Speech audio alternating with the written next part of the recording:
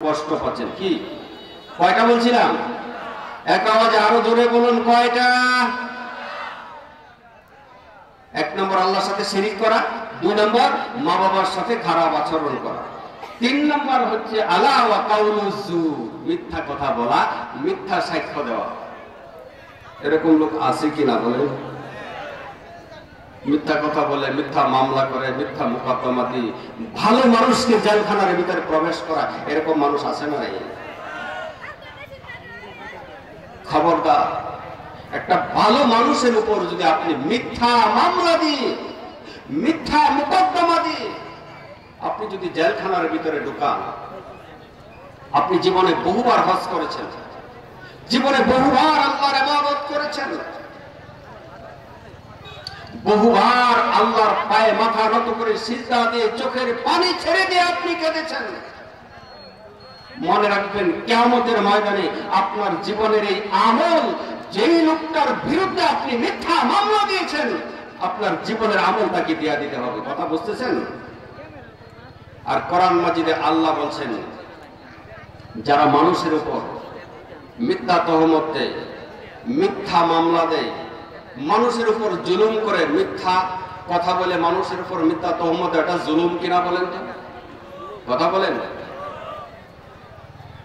আল্লাহ পাক বলেন ওয়াল্লাহু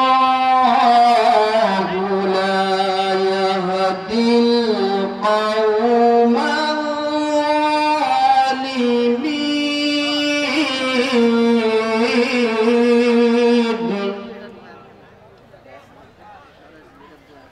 পৃথিবীতে যারা মানুষের উপর জুলুম করে সেই জুলুম মিথ্যা কথার দ্বারা হোক মিথ্যা তহমতের দ্বারা হোক অথবা যেই কোনো কথার দ্বারা যেই ব্যক্তি পৃথিবীতে মানুষের উপর জুলুম করে আল্লাহ তাআলা এদেরকে পথ দেখাবেন না এদের কোনো পথ নেই এদের কোনো রাস্তা নেই এদেরকে আল্লাহ সঠিক পথ দেখাবেন না এদেরকে আল্লাহ হিদায়াত দিবেন না মৃত্যুর পরে এরা তো জান্নাত পাবেই না কথা বুঝতেছেন আমার কেন এর পরবর্তী আয়াতে আল্লাহ বলেন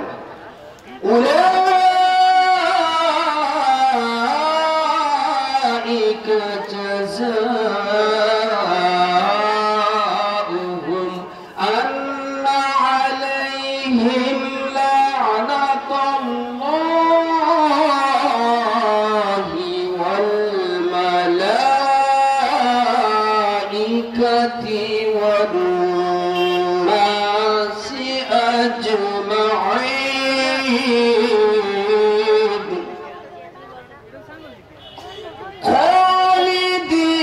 খালিদিনা ফিহা লা ইউখাফফাফু আনহুমুল আযাব ওয়া লা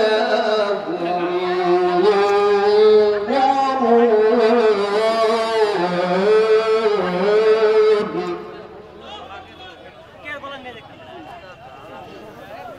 যারা মানুষের উপর জুলুম অত্যাচার ও নির্যাতন করে উলাইকা জাযাউহুম ওই সমস্ত লোকদের বিনিময় হচ্ছে এই যে আন্না লাহুম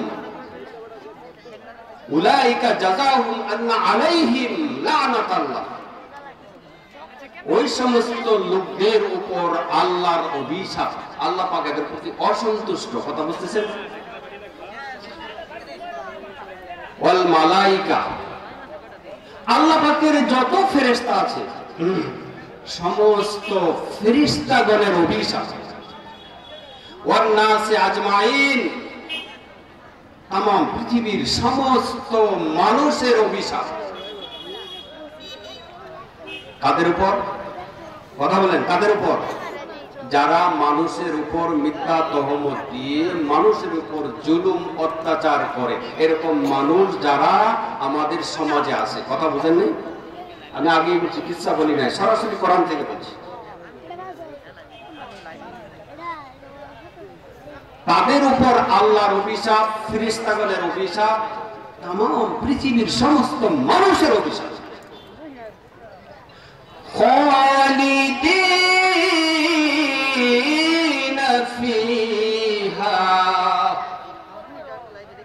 এই সমস্ত জালেম স্বৈরাচারেরা জাহান্নামের আগুনে এরা চিরদিন অবস্থান করবে।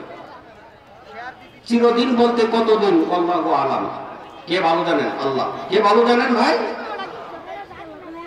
কতদিন আল্লাহ শাস্তি দিবেন তিনি ভালো।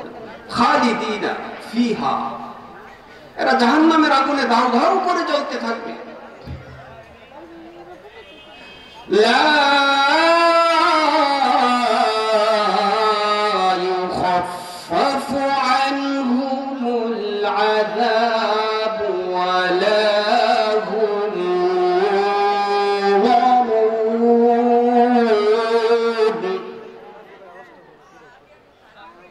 লা ইউখাফফাফু আনহুমুল আযাব, আল্লাহ রাব্বুল আলামিন তাদের এই শাস্তি হালকা করবেন না।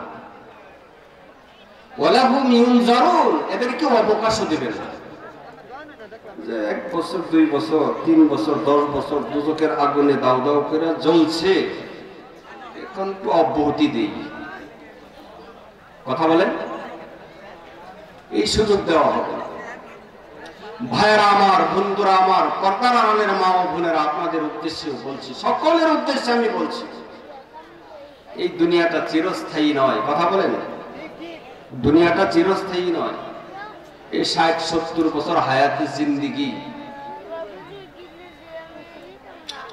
আমার করতে করতে আমার আপনার তামাম জীবনটা শেষ করে দিয়েছি। কথা বলেন ঠিক না?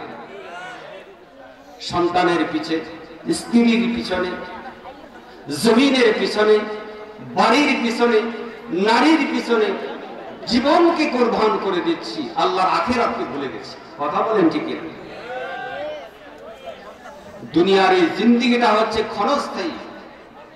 এই ক্ষণস্থায়ী স্বল্প সময়, এই ক্ষণস্থায়ী স্বল্প সময় আল্লাহর